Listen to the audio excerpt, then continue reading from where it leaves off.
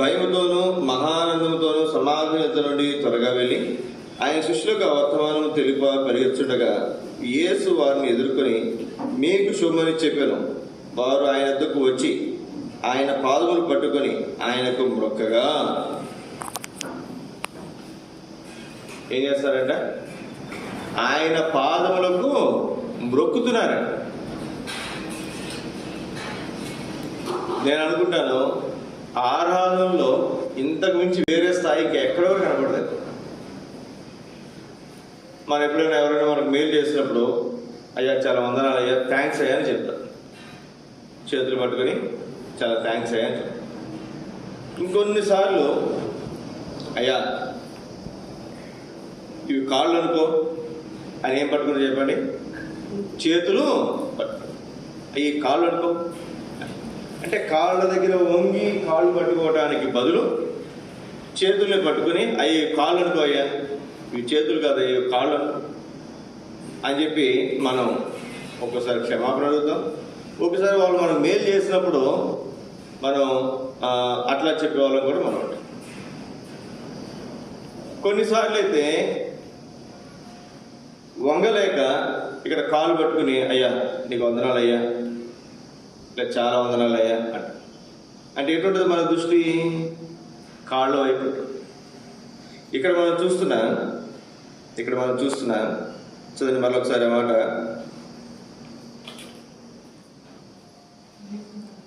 ఆయన పాదములు పట్టుకొని ఆయనకు మ్రొక్కగా ఏం పట్టున్నారంట? యేసుక్రీస్తు వారి పాదములు పట్టుకున్నారు. ఎంత ఆశ్చర్యం చూడండి. చేతులు పట్టుకుని అయ్యే కాళ్ళు అనుకోవాలా, లేకపోతే వంగకుండా మరి అట్లా వంగల ఏమంటారంట? సరాసరి యేసుక్రీస్తు వారి పాదములే పట్టుకుని ఆయనకి ఏం చేస్తారంట? మ్రొక్కుతున్నారు. మ్రొక్కుట ఆరాధించడం మనకు జ్ఞాపకం చేస్తుంది. హైందువులు పదాన్ని ఉపయోగిస్తారు. మాకు మొక్కుబడి ఉందండి అంటారు. మొక్కుబడి అంటే ఏం చేస్తారు? ఎవరికైతే మొక్కుకున్నారో ఆ దేవుడి దగ్గరికి లేదా ఆ దేవ దగ్గరికి పోయి ఆ దేవతకి ఇవ్వాల్సినటువంటి సంగతులు ఇచ్చి ఆ దేవుడికి ఇవ్వాల్సిన సంగతులు సమర్పించాల్సిన సంగతులు సమర్పించి వస్తారు. అది మొక్కుబడి. రే పిల్లలు మాట్లాడకుండా.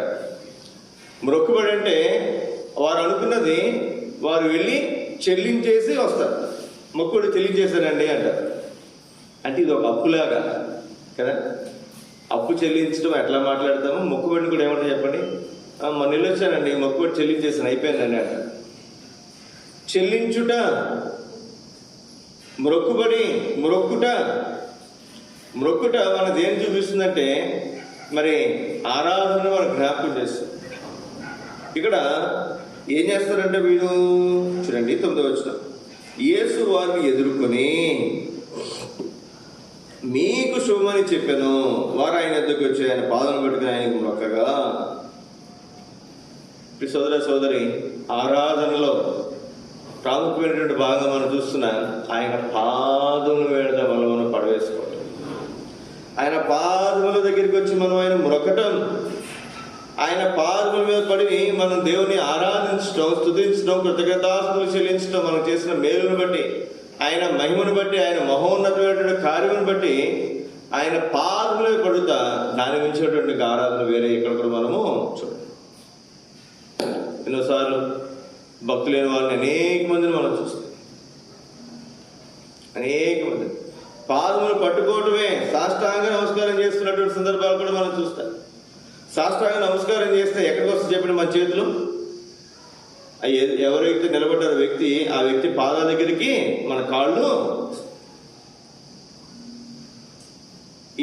ఈ మొక్కుట అనేది ఆరాధన మనకు జ్ఞాపకం చేస్తుంది.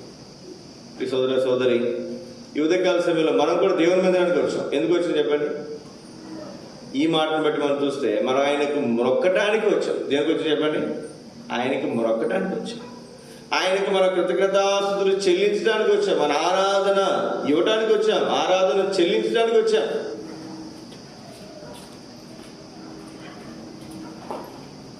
మన సహవాసంలో ఇట్లాంటి సంగతులు ఉండవు, కానీ వేరే వాళ్ళు కొంతమంది ఈ సంగతులు చేస్తుంటారు. వారి సంఘాల్లో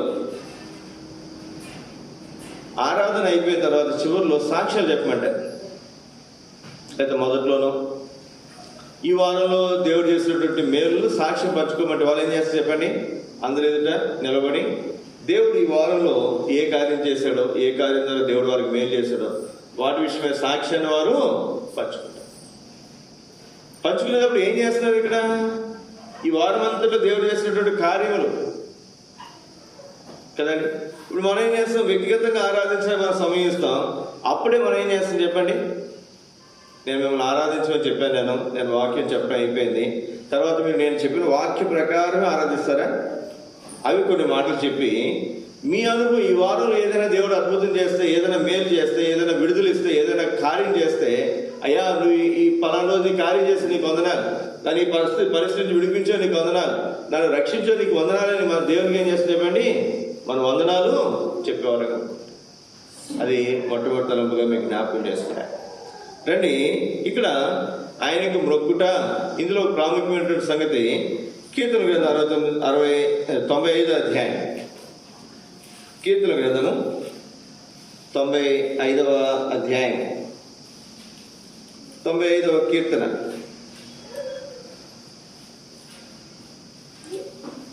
మొదటి వచనం నుంచి చదువుతున్నాను. రండి, యెహోవాను గూర్చి ఉత్సాహధ్వని చేయుదుము, మన రక్షణ దుర్గమును బట్టి సంతోషగానము చేయుదుము.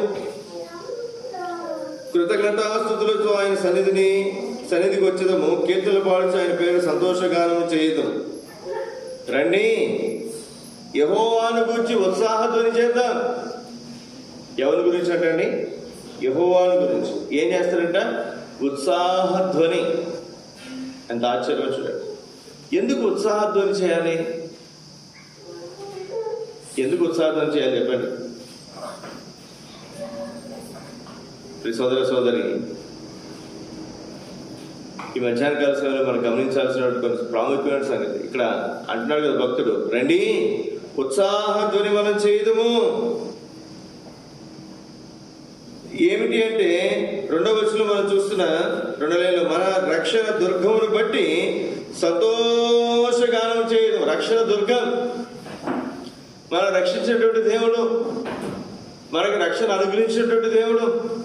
మన పాపంలో మనం పడి చెడు నిత్యనాశ నరకానికి మన పాత్రలమై ఉంటే ఆ నరక శిక్ష నుంచి మనం తప్పించేటువంటి దేవుడు, మనకు రక్షణ అనుగ్రహించినటువంటి దేవుడు, ఆయన మన రక్షణ దుర్గము. దానిని బట్టి మనం దేవుని స్తుతించి ఆరాధించే వారంగా మనం ఉంటున్నాం. ఇక్కడ ఇంకో మాట చూడండి, కృతజ్ఞతాస్తుతులతో ఆయన సన్నిధిని వచ్చేదను, కీర్తనలు పాడుచు ఆయన పేరు సంతోషగానం చేస్తారు. కీర్తనలు పాడుకుంటూ వస్తే మందిరానికి. తర్వాత కృతజ్ఞతాస్తుతులు చెల్లిస్తా నేను. దేనికయ్యా? ఇది ప్రాముఖ్యం. ఏంటి భక్తుడు ఆరాధిస్తానంటున్నాడు, కృతజ్ఞతాస్తుతులు చెల్లిస్తానంటున్నాడు. ఇంకేమన్నాడండి? మరి ఆయన గురించి కీర్తనలు పాడుచు. మనం కూడా ఇప్పుడు ఆరాధనలో ఫస్ట్ ఏం చేసి చెప్పిన 3 పాటలు మనం ఉత్సాహధ్వని చేస్తూ మన కీర్తనలు పాడుతూ వచ్చాం. అయితే ఎందుకంట మన ఆయన ఆరాధించాలి అంటే 3వ వచనం, యెహోవా మహాదేవుడు, దేవతలందరికీ పైన మహాత్యము గల మహారాజు. దేవుడు ఎవరంట? దేవుడు ఎవరంటండి? మహాదేవుడు. దేవుళ్ళు అనబడే వారిని మనం చూశాం, దేవుళ్ళుగా పిలువబడుతున్నటువంటి వారిని మనం చూశాం. కానీ ఈయన ఎవరంటే మహాదేవుడు. అంత మాత్రమే కాదు, దేవతలందరికీ పైన మహాత్యము గల మహారాజు. ఈ లోకంలో కొన్ని దేవతలు ఉన్నాయి, దేవతలుగా పిలువబడుతున్నటువంటి వారు ఉన్నారు. దేవతలుగా పిలువబడుతున్నటువంటి వారు, వాటన్నిటికీ కూడా ఎవరంటండి? దేవతలందరికీ పైన మహాత్యము గల మహారాజు. మీరు ఎవరైనా వీడియోలో మరి యూట్యూబ్లో ఎప్పుడైనా చూస్తుండొచ్చు, టోపీ దేవత. టోపీ దేవత విన్నారా? విన్నారు. ఆవిడ, నేనైతే నా వరకు నేను చూసినంత వరకు నాకు అనిపించిన సంగతి ఏంటంటే, ఆ అమ్మాయి సరైన బట్టలు కట్టుకోదు. పైనేమో ఒక షర్ట్ ఉంటుంది, మగవాళ్ళు వేసుకునే షర్టు, కింద ఒక లంగాలాగలో లేకపోతే మరి ఒక చీర లాంటిదో లేకపోతే ఇంకోటి ఏదో కట్టుకుంటుంది. ఎలా ఉంటుందంటే చూడగానే అమ్మాయిని, అడుక్కున్న అమ్మాయి, మరి తినటానికి ఉండటానికి ఇల్లు లేదనేటువంటి పరిస్థితి. నాకు తెలిసి ఆవిడ స్నానం రాయ్ ఏంటే అంత మాత్రమే కాదు, అక్కడ అమ్మాయి ఏం చేస్తుంది, చూడటానికి ఒక అడుక్కునే అమ్మాయి లాగానే ఉంటుంది. సరైన వస్త్రం ఉండదు, మరి మగవాళ్ళ షర్ట్ ఉంటుంది, పైన కింద మామూలుగా ఏదో ఒక లంగా లాంటిది వేసుకుంటుంది. మరి స్నానం కూడా చేస్తుందేమో అనిపించదు ఆవిడని చూస్తే. అంత చిరాక, తింటున్నప్పుడు కూడా ఇదంతా కారిపోతుంటుంది, ఇదంతా పడుతుంటుంది చిరాక, చూడ నసహ్యంగా ఉంటుంది. ఒక క్యాప్ పెట్టుకుంటుంది. ఏం పెట్టుకుంటుందండి? క్యాప్ పెట్టుకుంటుంది. మామూలుగా మగవాళ్ళు పెట్టుకోవచ్చు అట్లాంటి క్యాప్. ఆమె పేరు ఇప్పుడు టోపీ దేవత అంతేనే, ఏంటంటే ఇంకేదో పేరు ఉంది, ఆవిడ పేరు టోపీ దేవత. ఇంతకుముందు ఒక్కొక్కరు పోయి వెళ్ళి దండం పెట్టుకొచ్చేవారు. ఆవిడకి ఏమైనా తినడానికి ఇస్తే పిచ్చమ్మాయి కొంచెం తిని కొంచెం పడేస్తుంది, చూసారా, అట్లా పడేస్తుంది. అయినా ఆవిడ ఎక్కడుందో పోయి వెళ్ళి ఆవిడ కాలు దండం పెట్టుకుని వస్తాడు. అంత చూడటానికి అసహ్యంగా ఉన్నా పోయి ఆవిడ కాలు దండం పెట్టుకుని వస్తాడు. ఆవిడ వస్తే టోపీ దేవత అక్కడ ఉందని చెప్పి ఆవిడ వెనకాల పోతుంటారు. ఇప్పుడు 10 కాస్త 100 వేయరు, 100 కాస్త 1000 వేయరు. ఆవిడ నడుచుకుంటూ పోతే 100 మంది 200 మంది ఆవిడ వెనకాల నడుచుకుంటూ పోతున్నారు. నేను ఎందుకు మాట చెప్తానంటే, కొటేషన్ పెట్టారు అక్కడ, అమ్మాయి నడుచుకుంటూ వెళ్తుంది, ఆవిడ చుట్టుపక్కల 100 మంది పైన ఉన్నారు. వీళ్ళు ఎవరో ఒకరు ఈవిడిని చంపేసి, ఈవిడ దేవత కొత్త అవతారం ఎత్తుందని చెప్పి ఈవిడికి ఒక గుడి కట్టించి మళ్ళీ కొత్త బిజినెస్ ఏం చేస్తారు, వీళ్ళు స్టార్ట్ చేస్తారేమో. రకరకాల సంగతులు. సోదరి, వీధికి ఒక దేవుడు, ఊరికి ఒక దేవుడు, కొత్త వాళ్ళు. అప్పుడు భ్రష్టులు. వాడు ఏం చేస్తారంటే, ఈ ఊర్లో ఉండడు, వేరే ఊరు వెళ్ళిపోతారు, వేరే దేశం లేకపోతే వేరే రాష్ట్రం వెళ్ళిపోతారు, వేరే ప్రాంతం వెళ్ళిపోతారు, అక్కడ దేవుడికి అవతారము ఎత్తుతారు. అట్లా ఉన్నవాళ్ళు ఉన్నారు. పాతకాలం నుంచి దేవుళ్ళుగా చలామణి అవుతున్నటువంటి వారు ఉన్నారు, దేవతలుగా చలామణి అవుతున్నటువంటి వారు ఉన్నారు. ఇప్పుడు ఉదాహరణకి రాజశేఖర రెడ్డి అనుకున్నాండి, లేదా ఎన్టీఆర్ అనుకున్నాండి, లేదా అంతకుముందు మరి ప్రధానమంత్రులు ఉన్నటువంటి వారు అనుకున్నాండి.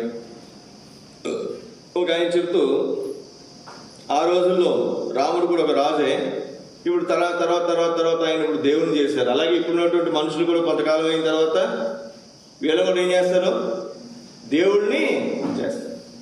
అట్లాంటి దేవుళ్ళు కూడా ఉన్నారు, అట్లాగా దేవుళ్ళుగా పిలువబడుతున్నటువంటి వారు ఉన్నారు. అయితే ఈ దేవుడు ప్రభువైన యేసుక్రీస్తు ఎవరంట?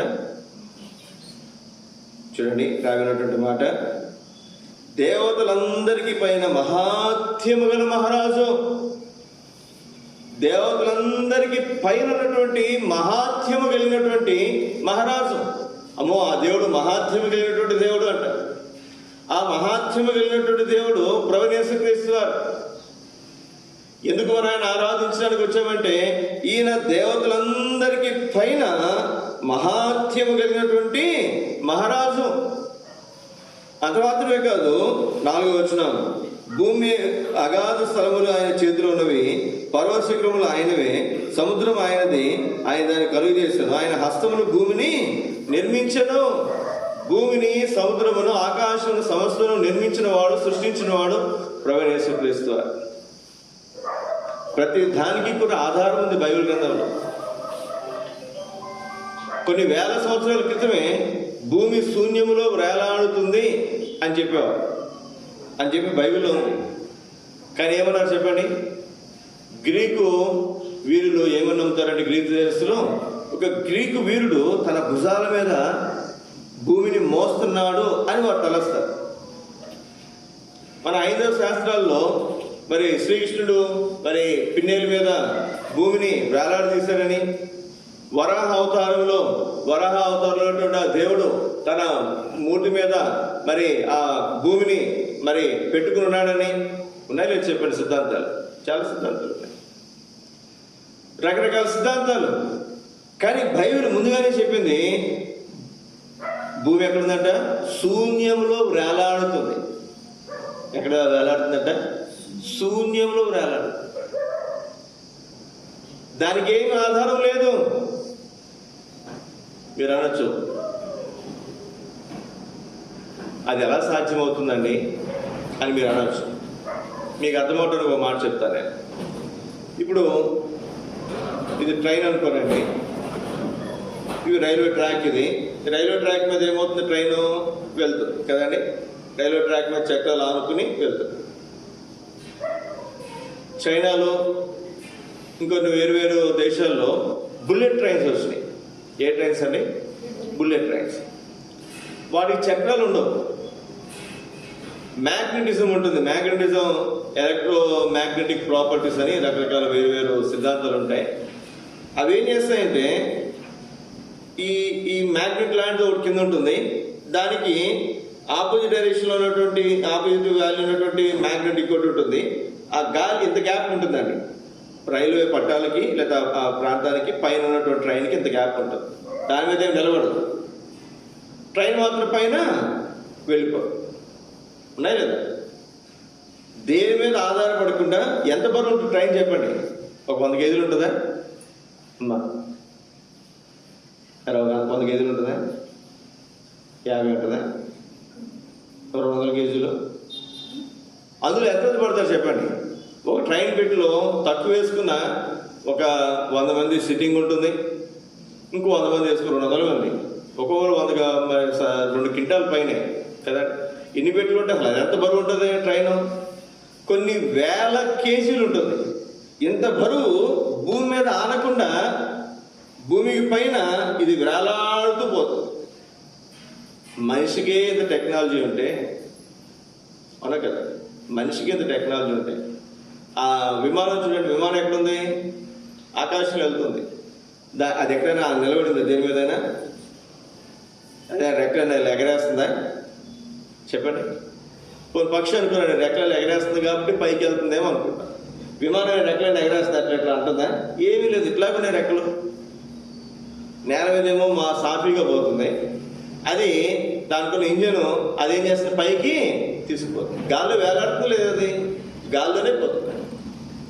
ఒక మనిషికి ఇంత టెక్నాలజీ ఉంటే దేవుని వాక్యం మనం చూస్తున్నాం. ఈ సోదర సోదరి, ఈ భూమిని దేవుడు ఎక్కడ వేలాడదీశాడండి? శూన్యులు వేలాడదీశాడు. అంతేకాదు భూమికి ఏమున్నాయంటే పునాదులు ఉన్నాయంట. ఇంతకుముందు వారాలు మనం చూస్తూ వచ్చారు. పునాదులు కలిగినటువంటి పట్టణంగా భూమికి పునాదులు, నేను భూమికి పునాదులు వేసినప్పుడు నువ్వు ఎక్కడున్నావు అంటున్నాడు. యోబు గ్రంథంలో మనం చూస్తాం. దేవుడు యోబును ప్రశ్నిస్తున్నాడు, నేను భూమికి పునాదులు వేసినప్పుడు నువ్వు ఎక్కడున్నావు? భూమి పునాదులు ఎక్కడ వేశారంటే ఆకాశంలో పునాదులు వేశారంట. ప్రియ సోదర సోదరి, ఈ ఉదయకాల సమయంలో మన దేవుడు భూమి ఆకాశమును సృష్టించినటువంటి వాడు. అంత మాత్రమే కాదు, సముద్రమును సమస్తమును సృష్టించినటువంటి వాడు. 6వ వచనం, ఆయన మన దేవుడు, మనం ఆయన పాలించు ప్రజలం ఆయన మేపు గొర్రెలు. మనం ఎవరమండి? మనము ఎవరు అంటే ఆయన మన దేవుడు, మనం ఆయన పాలించు ప్రజలం.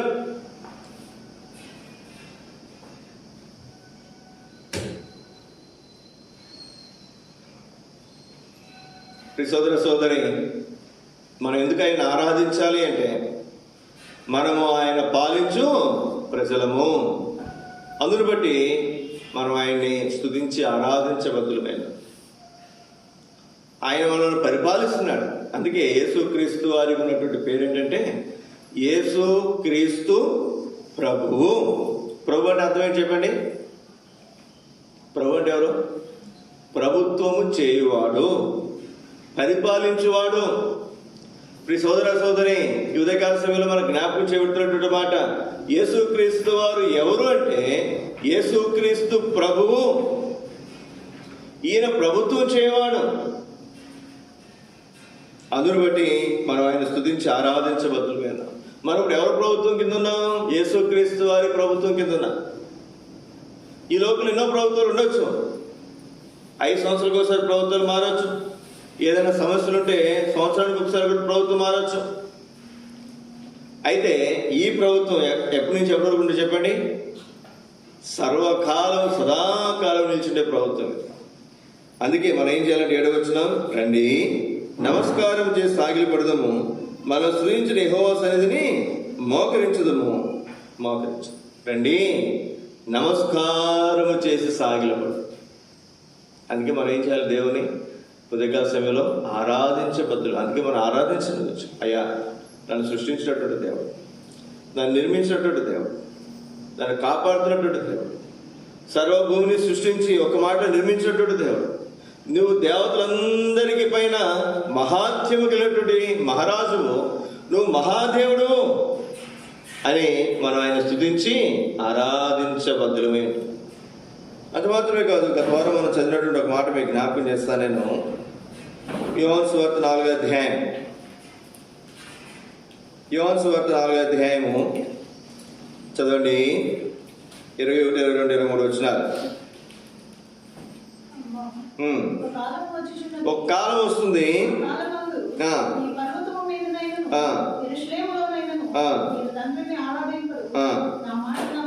అమ్మా నమ్ము ఒకసారి నా మాట.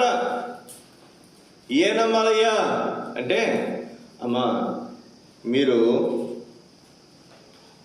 ఈ పర్వతం మీద కానీ యెరూషలేములో కానీ తండ్రిని ఏం చేయరు? మీరు ఆరాధింపరు.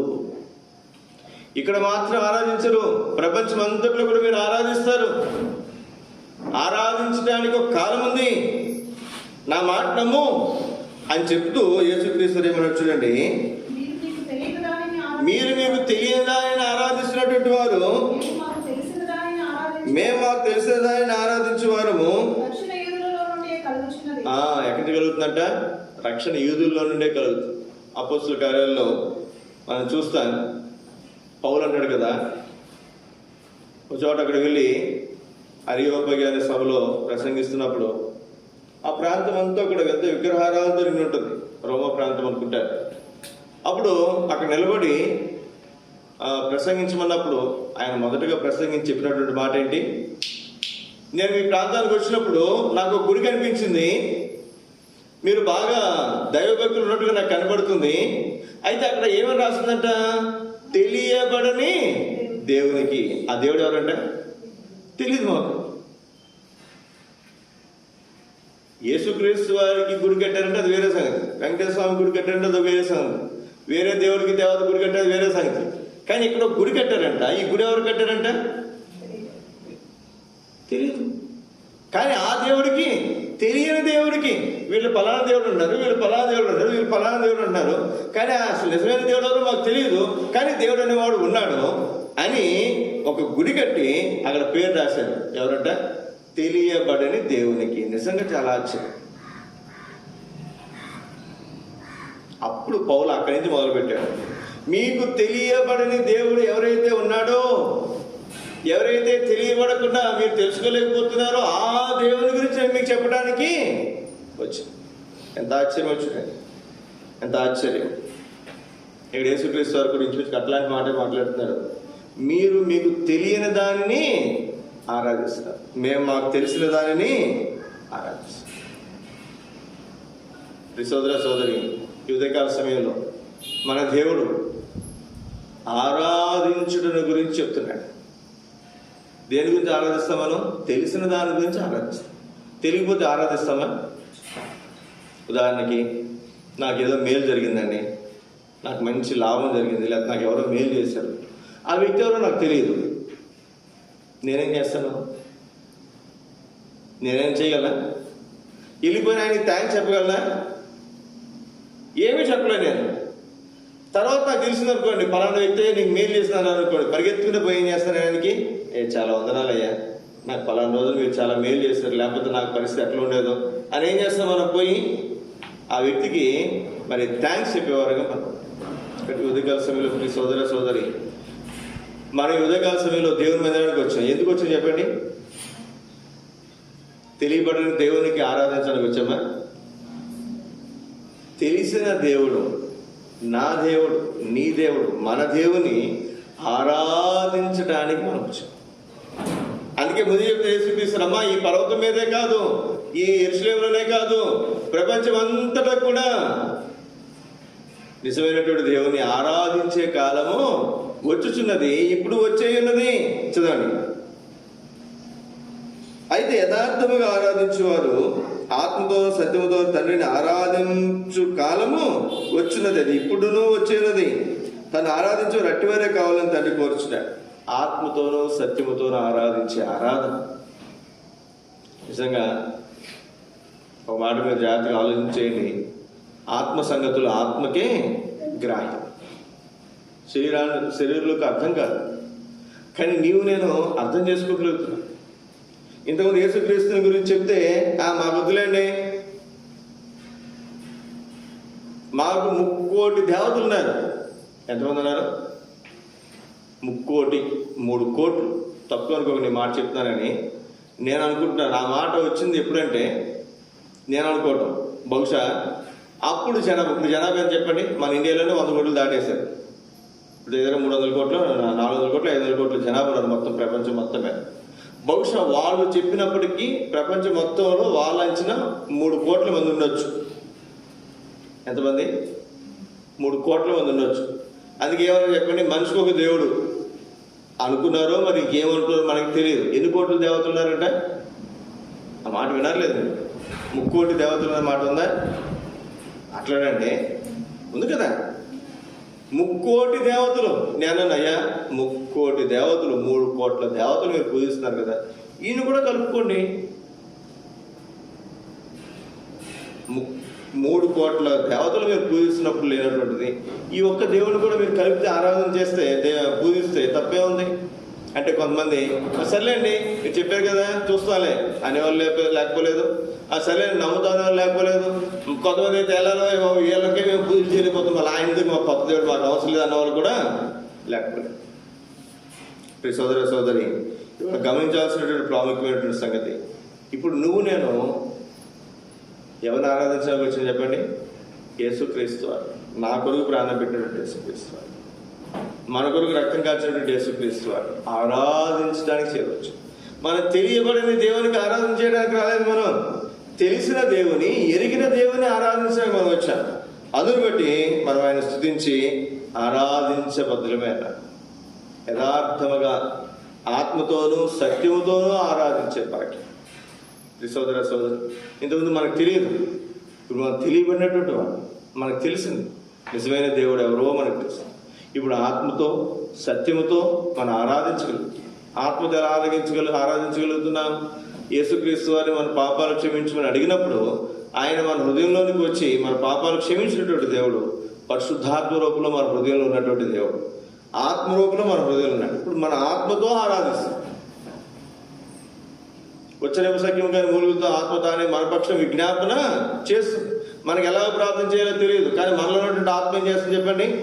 మనం ప్రార్థన చేసినప్పుడు వచ్చిన సఖ్యం కానీ మూలుగులు దానికి జత చేసి దేవుని సన్నిధికి ఆ ప్రార్థనలాగా చేస్తుంది.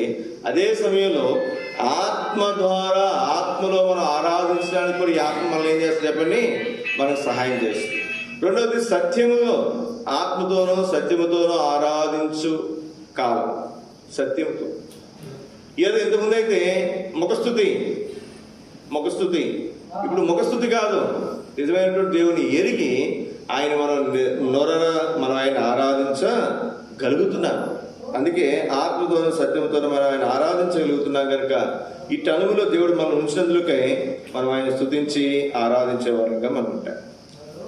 రోమిలకు రాసిన పత్రిక 12వ అధ్యాయం, రోమిలకు రాసిన పత్రిక 12వ అధ్యాయం 1వ వచనం.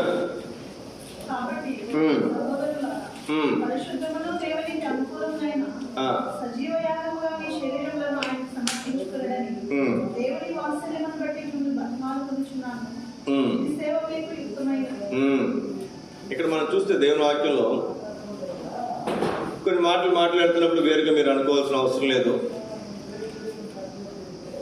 తెలంగాణ పోయారు అనుకోనండి, మగవాళ్ళు తాగుతారు, ఆడవాళ్ళు కూడా అక్కడ తెలుసా మీకు? తెలుసు కదా, ఆడవాళ్ళు కూడా తాగుతారు పండగ రోజున. మందు తాగకపోతే అక్కడ చీప్గా చూస్తారు. సారానో లేకపోతే మరి ఇంకా వేరే వేరే ఏమైనానో వాళ్ళు ఏం చేస్తారు చెప్పండి, తాగుతారు. ఆడవాళ్ళు కూడా తాగుతారు. అది వాళ్ళ దృష్టిలో తప్పు కాదు. దావత్ అంటే ఖచ్చితంగా మందు అక్కడ ఉండాల్సిందే, తెలంగాణలో ముఖ్యంగా. అందుకే అక్కడ ఎవరో కూడా మద్యపానం నిషేధమని ఎవరో చెప్పరు. చెప్తారా? చెప్పరు. ఎందుకంటే మీకు అందరికీ అలవాటు ఉంటుంది. అంటే మన ఆంధ్రలో అట్లేం కాదు. చెప్పాలంటే ఈ విషయంలో స్త్రీలను చాలా మెచ్చుకోవచ్చు. నాకు తెలిసి అక్కడ 100కి 40 మంది 50 మంది తాగుతున్నారు అనుకుంటే, మన ఆంధ్రలో 100కి 10 మంది కూడా అలవాటు ఉంటుంది. మన ఇక్కడ ఏదైనా పండగ జరుగుతుంది అనుకున్నాండి, ఏదైనా తాగి వచ్చారు అనుకుని ఇంట్లో ఆయన, ఏదైనా తాగి వచ్చామంటే ఏమంటారు చెప్పండి, అమ్మ పండగ పూట కూడా తాగొద్దా అంటారు. అంటే మీరు ఒకసారి ఆలోచన చేయండి, వారు ఏ దేహంతో వారి దేవుడి దగ్గరికి, వాళ్ళ దేవత దగ్గరికి వెళ్తున్నారు? మీరు ఆలోచన చేయండి. మీకు తెలుసు కదా, మనందరూ కూడా మించుగా మరి వెనక చరిత్ర అంతా మరి దేవతలను దేవుడిని పూజించినటువంటి వారు. పూజారి దగ్గర నుంచి, లేకపోతే గుడికి వెళ్ళే వాళ్ళ భక్తుల దగ్గర నుంచి వాళ్ళకి ఎన్నో అలవాట్లు ఉంటాయి. కొంతమందికి పండగప్పుడు ఇంకొంచెం ఎక్కువ చేస్తారు. వాళ్ళ దేహమును పరిశుద్ధంగా ఉంచుకోవటం అనేది వాళ్ళకి చాలా మందికి తెలియదు. ఇక్కడ చూడండి, రాయబడినటువంటి మాట, పరిశుద్ధమును దేవునికి అనుకూలమైన సజీవ యాగముగా. పరిశుద్ధమును దేవునికి అనుకూలమైనటువంటి సజీవ యాగముగా మీ శరీరములను ఆయనకు సమర్పించుకొనుడి. ఇట్టి సేవ మీకు యుక్తమైనది. ఉదాహరణకి రాత్రో నిన్నో ఏదైనా కాని పని, కాని మాట, కాని క్రియ నేను ఏదైనా చేశాను అనుకోండి, మన దేవుని సన్నిధికి వచ్చి ఆరాధించగలమా? ఆరాధించలే. మనసు రాదు. దాని విషయం క్షమాపణ కోరుకుని, సరి చేసుకుని, చక్కపరుచుకుని, తిరిగి మనం దేవునికి ప్రతిష్ఠించుకునేంత వరకు కూడా మన దేవుని ఆరాధించడం మనకి ఆ స్వతంత్రత ఉండదు, స్వేచ్ఛ ఉండదు. అంటే ఏం చేస్తున్నాం? మన దేహాన్ని దేవుని దగ్గరికి వచ్చినప్పుడు, మనం అంతకుముందు ఎట్లా ఉన్నా మోకరించి ప్రార్థించినప్పుడు, దేవుని సన్నిధికి వచ్చినప్పుడు మనం ఏం చేస్తాం చెప్పండి? సరి చేసుకుంటా, చక్కపరుచుకుంటా, మనం పరిశుద్ధపరచుకుంటా, సజీవ యాగంగా దేవుని దగ్గరికి మన దేహాన్ని తీసుకువస్తాం. ఇంతకుముందు అయితే విగ్రహారాధన చేసినప్పుడు, వేరు వేరు సంగతులు ఉన్నప్పుడు అసలు మనం ఎట్లా పెడితే అట్లా ఉండేవాళ్ళు, ఎట్లా పెడితే అట్లా చేసేవాళ్ళు. జాతరలకు వాటి ఊరికి వెళ్ళినప్పుడు తాగేసి తిరుగుతూ రకరకాల పరిస్థితులు, రకరకాల సంగతులు. వారు పరిశుద్ధంగా ఉండడానికి ఏమాత్రం ప్రయత్నం కూడా చేయరు. అక్కడ ఉన్నటువంటి వాళ్ళు మీరు తప్పు చేయకూడదు, మీరు పాపం చేయకూడదు అని చెప్పరు. మీకు అర్థం కావడానికి ఒక మాట చెప్తానే. పాత నిబంధనలో మోషే 40 రోజులు దేవుని దగ్గర పర్వతం మీద ఉన్నప్పుడు, కింద ప్రజలందరూ వచ్చి మాకు దూడం చేయమన్నప్పుడు, మాకు దేవతను చేయమన్నప్పుడు, మాకు నాయకుని చేయమన్నప్పుడు, వాళ్ళ దగ్గర బంగారం తీసుకుని అహరోను దూడగా చేసిన తర్వాత వారిని విడిచిపెట్టేస్తారు. దేన్ని విడిచిపెట్టేస్తారు? అక్కడ రాయబడినటువంటి మాట, వారు విచ్చలవిడిగా తిరగటానికి వారిని విడిచిపెట్టేస్తారు. అంటే ఇంతకుముందు దేవుని దగ్గరికి వెళ్ళినప్పుడు వారికి విచ్చలవిడితనం లేదు. అక్కడ రాయబడినటువంటి మాట, వారు ఆ దూడతో వ్యభిచరించిరి అని రాయబడింది. ఆ దినాల్లో విగ్రహారాధన చేస్తున్నప్పుడు మందు తాగటము, ధూమపానము, లేదా మద్యపానము, లేదా వ్యభిచారము అసలు వాళ్ళ దృష్టిలో తప్పులే కాదు. అయితే ప్రభు స్తోత్రం, ఇంతకుముందు మన బ్రతుకులు వేరు, ఇప్పుడు మన బ్రతుకులు వేరు. ఇప్పుడు పరిశుద్ధంగా మన బ్రతుకులు మారినాయి. మనకు అలవాట్లు పోయినాయి, ఎటుపోయినా తెలియదు. సిగరెట్ అలవాటు ఎటుపోయిందో తెలియదు, మందు అలవాటు ఎటుపోయిందో తెలియదు, వ్యభిచారం ఎటుపోయిందో తెలియదు, వేరు వేరు అలవాట్లు ఎటుపోయినా తెలియదు. ఇప్పుడు మనం ఎలా ఉన్నామంటే పరిశుద్ధంగా ఉన్నాం. పరిశుద్ధముగా సజీవ యాగంగా దేవుని సన్నిధిలో మనం ఏం చేస్తాం చెప్పండి? మన శరీరంలో ఆయనకు సమర్పించుకుంటున్నాం. ఇది సేవ అంటే. ఇట్టి సేవ యుక్తమైనది. సోదరి ఇట్టి విధానంలోనికి దేవుడు మనను తీసుకుని వచ్చాడు. అందుని బట్టి మనం ఆయన ఆరాధించి స్తుతించే వారంగా మనం ఉంటాం. చివరికి ఒక మాట చూడండి, ప్రకటన గ్రంథం 5వ అధ్యాయం చదవండి, 8-9 వచనాలు. ఆయన దానిని తీసుకున్నప్పుడు ఆ 4 జీవులను వీణెలను ధూప ద్రవ్యములతో నిండిన సువర్ణ పాత్రలను పట్టుకొని ఉన్న ఆ 24 పెద్దలను ఆ గొర్రెపిల్ల ఎదుట సాగిలపడింది. ఆ పాత్రలు పరిశుద్ధుల ప్రార్థన. ఆ పెద్దలు, నీవు ఆ గ్రంథమును తీసుకొని దాని ముద్రను విప్పుటకు యోగ్యుడవు, వధింపబడిన వాడవై. ఎవరంటైనా వధించబడినటువంటి వాడు తన రక్తం ఇచ్చాడు. ప్రతి వంశంలోను, ఆయా భాషలు మాట్లాడే వారిలోను, ప్రతి ప్రజలోను, ప్రతి జనములోను దేవుని కొరకు మనుషులను కొని మా దేవునికి వారిని రాజ్యముగాను యాజకులుగాను చేసితివి. ఏం పాట పాడతారంటండి? క్రొత్త పాట. ప్రియ సోదర సోదరి, ఎందుకు మనం దేవుని ఆరాధించడానికి వచ్చామంటే, లోకంలో సిద్ధాంతం దుష్ట శిక్షణ అనే మాట మనం చూస్తాం. దుష్టుని ఏం చేయాలి? శిక్షించాలి. ఆ సిద్ధాంతాన్ని కనుక మనకు అప్లై చేస్తే దేవుడు, యేసుక్రీస్తు వారు కూడా ఇక్కడ చేరువచ్చినటువంటి వాళ్ళు ఎవరూ కూడా మన సజీవులుగా ఉండేవాళ్ళము కాదు. అవునా కదా? మన తప్పిదాన్ని బట్టి, మన పొరపాట్లు బట్టి ఎప్పుడో మనం చనిపోయేవాడు. కానీ ఈ దేవుడు అందరికంటే ప్రత్యేకత కలిగినటువంటి వాడు. అందరూ ఒక రకంగా ఉంటే ఈ దేవుడు వేరుగా ఉంటాడు. ఆయన యేసుక్రీస్తు వారు.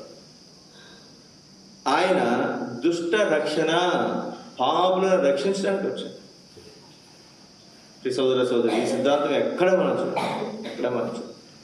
దానికోసం ఏం చేశారంటే, ఏం చేశారు చెప్పండి?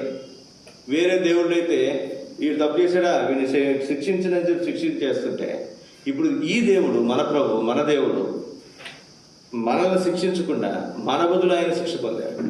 ఆయన వధింపబడిన వాడు, ఆయన చనిపోయినటువంటి వాడు, ఆయన చనిపోయి మన కోసం ప్రాణం పెట్టినటువంటి వాడు. సోదర సోదరి, ఈ ఉదయకాల సమయంలో దేవుడు ఎవరు అంటే, మన కొరకు ప్రాణం పెట్టినటువంటి దేవుడు, చివరి రక్తమును కార్చినటువంటి దేవుడు. ఇప్పుడు ఆ రక్తమును మన ప్రతి పాపను కడిగాడు. మనల్ని తన స్వరక్తమిచ్చి కొన్నాడండి. ఎలా కొన్నాడు చెప్పండి? స్వరక్తమిచ్చి కొన్నాడు. మీరు ఎక్కడికి వెళ్ళండి, హాస్పిటల్కి పోయి దీనికి వెళ్ళినప్పుడు, మరి ముఖ్యంగా ఏదైనా ఆపరేషన్ చేస్తారనుకున్నాడు, ఏం ఎక్కించాలంటారు చెప్పండి? రక్తం ఎక్కించాలి. రక్తం ఎక్కడ దొరుకుతుంది? షాప్లో తయారు చేస్తారా? లేదు. నాకు రక్తం ఎక్కించాలంటే ఇంకొక వ్యక్తిలోంచి రక్తం తీయాలి. ఆ రక్తం నాకు సరిపోవాలి. నాది ఓ నెగిటివ్ గ్రూప్. అసలు దొరకదు, రేర్. 1000 మందికో 10,000 మందికో ఒకరికి ఉంటుంది. నా రక్తం అందరికి ఎక్కించవచ్చు అంట. కానీ ఓ నెగిటివ్ వాళ్ళ రక్తం ఎవరికైనా ఎక్కించవచ్చు. కానీ ఇంకెవరి రక్తం వీళ్ళకి పనిచేయదు. ఎవరికి పనిచేయదు చెప్పండి? ఓ నెగిటివ్ వాళ్ళకి ఎక్కించడానికి లేదు. అందుకే నాది ఓ నెగిటివ్ అని తెలిసినప్పుడు, అసలు నాకు తెలుసు ఓ నెగిటివ్ వాళ్ళు ఎవరున్నారని చెప్పి మాకు తెలిసిన వాళ్ళు తెలుసుకున్నాను నేను. ఎందుకని? ఏదైనా ఇబ్బంది వచ్చింది అనుకోనండి, అన్ని బ్లడ్ గ్రూపులు దొరుకుతాయి, కానీ పాజిటివ్ గ్రూపులు ఎక్కువ దొరుకుతాయి. ఓ పాజిటివ్, ఏ పాజిటివ్ అవి బాగానే దొరుకుతాయి. ఏ నెగిటివ్, ఏబి నెగిటివ్, తర్వాత ఓ నెగిటివ్, ఈ గ్రూపులు చాలా తక్కువ. 1000కి 1, 2 అట్లా ఉంటాయండి. 1000 మందిలో ఒకరికి ఇద్దరు ఉంటుంది. ఇప్పుడు మాకేదైనా ఇబ్బంది అయింది అనుకోరండి, రక్తం కావాలంటే తెచ్చుకోవడానికి చాలా కష్టం. ఎందుకంటే ఓ నెగిటివ్ వాళ్ళు 10,000 మందికో 1-2 ఉంటారు అంతే. వాళ్ళు ఎక్కడున్నారో తెలియదు. అందులో ఎవరి రక్తం సరిపోద్దో లేదో తెలియదు. ఇన్ని సమస్యలు ఉంటే ఇప్పుడు యేసుక్రీస్తు వారు ఏం చేశారంట? నన్ను ఎలా కొన్నాడని చెప్పండి? తన స్వరక్తం ఇచ్చి కొన్నాడు. ఒకవేళ సొంత డబ్బులు ఇచ్చి కొన్నాడు అనుకోనండి, నాకు 1,00,000 రూపాయలు ఇచ్చి మీకు 1,00,000 రూపాయలు ఇచ్చి కొన్నాడంటే అది వేరే సంగతి. స్వరక్తం ఇచ్చి కొన్నాడు. గుర్తుపెట్టాడు. ఎవరైనా మరి రక్తం ఇచ్చి కొన్న వాళ్ళు ఎవరుంటారు చెప్పండి? ఎవరు? యేసుక్రీస్తు వారు నన్ను ఎలా కొన్నాడు? తన స్వరక్తం ఇచ్చి కొన్నాడు. కొన్ని మళ్ళీ ఏం చేశారంటే, దేవునికి ఒక రాజ్యముగాను యాజకులను గాను చేశాడు. ఇప్పుడు మన దేవుని రాజ్యం, మనం ఆయనకు యాజకులు. ఇట్టి కృప దేవుడు మనకు అనుగ్రహించాడు. అందుకే ఒక్క మాట మీరు చదివి మన ఈ మాట చదువుకున్నాక ఆరాధించే వారికి మనం ఉంటాం. అందుకే ఏం చేస్తారు చూడండి, 12వ వచనంలో 12వ వచనం. వారు వధింపబడిన గొర్రెపిల్ల వధింపబడిన గొర్రెపిల్ల శక్తియు శక్తియు ఐశ్వర్యమును జ్ఞానమును బలమును జ్ఞానమును బలమును ఘనతయు మహిమయు ఘనతయు మహిమయు స్తోత్రమును పొందనార్హుడని స్తోత్రమును పొంద అర్హుడని గొప్ప స్వరముతో చెప్పు. గొప్ప స్వరముతో చెప్పారు. ఆయన ఆరాధించబడటానికి అర్హుడు. కాబట్టి ఎవరిని ఆరాధించడానికి వచ్చాం? మనం యేసుక్రీస్తు వారిని ఆరాధించడానికి వచ్చాం. ఇవాళ యేసుక్రీస్తు వారిని ఆరాధించి, రేపు మరియమ్మని ఆరాధించి, ఎల్లుండి ఏసేపుని ఆరాధించి ఎట్లా చేస్తామా? లేదు. యేసుక్రీస్తు వారిని మాత్రం ఆరాధించడానికి వచ్చాం. యేసుక్రీస్తు వారి తల్లిని ఎందుకు ఆరాధించట్లేదు మనం? ఆవిడేం మన కోసం ప్రాణం పెట్టలా. ప్రాణం పెట్టిందా? ఆవిడ ఒక నిజంగా దేవత అయి ఉంటే చాలా మంది ఆర్సీఎం వాళ్ళు కొంతమంది నమ్ముతారు. ఆవిడ ఈ పుణ్యాత్మునికి మరి దేవుడికి జన్మనిచ్చింది కదండి, ఆవిడ కూడా పుణ్యాత్మురాలే అంటారు. మంచిదే. అయితే అదే వాస్తవం అయితే యేసుక్రీస్తు వారి తర్వాత పుట్టిన కుమారులు కూడా ఏమై ఉండాలి? యేసుక్రీస్తు వారు అంత గొప్ప దేవుళ్ళు కాకపోయినా కొత్త గొప్ప దేవుళ్ళైనా అయి ఉండాలి. అవునా కదా? మరి మిగిలిన దేవుళ్ళు అయ్యారా? కొడుకులు పుట్టారు, కూతుర్లు పుట్టారు. కొన్ని వాళ్ళైనా దేవతలు అయ్యారా? లేదు. దేవుడు మనిషికి ఈ లోకానికి రావాలి కాబట్టి డైరెక్ట్గా వస్తే ఎట్లా వచ్చాడది? దానికి ఆధారం ఉండదు. అంతేకాదు కన్య గర్భవతి కుమారుని కంటదని చెప్పి బైబిల్లో కూడా రాయబడింది కనుక ప్రవచనాన్ని నెరవేర్చడం కోసం ఆయన ఒక గర్భాన్ని వాడుకున్నాడు. అంతే. గర్భాన్ని ఏం చేసి చెప్పండి వాడు. ఈ మధ్యన కూడా కొన్ని సిద్ధాంతాలు వచ్చినాయి. కొంతమంది సినిమా హీరోలు, హీరోయిన్స్ ముఖ్యంగా వాళ్ళు ఏం చేస్తారు చెప్పండి? వాళ్ళు పిల్లల్ని కంటల అద్దె గర్భం తెచ్చుకుంటారు. ఏ గర్భం అండి? అద్దె గర్భం. ఒక ఆరోగ్యం కలిగినటువంటి ఒక వ్యక్తిని తెచ్చుకుంటున్నారు, ఒక స్త్రీని. వాళ్ళతో మాట్లాడి కాంట్రాక్ట్. ఈ బిడ్డను వీరిద్దరికి పుట్టినటువంటి ఆ పిండాన్ని ఆవిడ కడుపులో పెడుతున్నారు. 9 నెలలు ఆవిడ మోస్తుంది. మోసిన తర్వాత బిడ్డ పుట్టిన తర్వాత ఈ పుట్టిన బిడ్డ ఈ తల్లికి ఎవరైతే కన్నారో ఈవిడికి సంబంధం లేదు. ఈవిడ ఎవరి బిడ్డ? ఆ ఇద్దరు భార్యాభర్తల బిడ్డ. అవునా కదా? మరి ఒకవేళ అదే కనుక వాస్తవం అయితే మరి ఆ భార్యాభర్తలు, ఆ భార్య ఎంత గొప్పదో ఈ కన్న గర్భం కూడా ఏమవ్వాలి చెప్పండి? అంతే గొప్పది అవుద్దా? బిడ్డ కన్నా తర్వాత ఈవిడ ఏం చేస్తే డబ్బులు ఇచ్చి పంపించేస్తారు. ఇంక ఈవిడికి, ఆ బిడ్డకు, ఆ కుటుంబానికి ఎటువంటి సంబంధము ఉండదు. సోదర సోదరి, ఈ ఉదయకాల సమయంలో మనం గమనించాల్సినటువంటి మాట, మరియమ్మను ఆమె కన్యక కనుక మరి దేవుని దృష్టిలో యోగ్యురాలుగా ఉంది కనుక ఆ సమయం కొరకు యేసుక్రీస్తు వారిని ఈ లోకానికి మనిషిగా తీసుకురావడానికి దేవుడు ఆమెను వాడుకున్నాడు. అంతే. ఆవిడ నీ కోసం నా కోసం ప్రాణం పెట్టలా. ఇంకెవరు నీ కోసం నా కోసం రక్తం కార్చలా. యేసుక్రీస్తు వారు మాత్రమే నీ కొరకు నా కొరకు ప్రాణం పెట్టారు. అందుకే మన ఉదయకాల సమయంలో ఎవరిని ఆరాధించడానికి వచ్చామంటే కేవలం యేసుక్రీస్తు వారిని మాత్రమే ఆరాధించను. ఎందుకు వచ్చామంటే వధింపబడిన గొర్రెపిల్ల. ఎవరైనా వధింపబడిన గొర్రెపిల్ల. మరి ఇట్లాంటి దేవుడు నీ కొరకు నా కొరకు మరి ఆయన చివరుడు రక్తమును కార్చి ఆ రక్తంలో నీకు నాకు పాప క్షమాపణ కలిగించినందుకై మనం దేవుని స్తుతించి ఆరాధించ బద్ధులమై ఉంటాం. అందులో లేచిన పాట మనం పాడుకుంటా.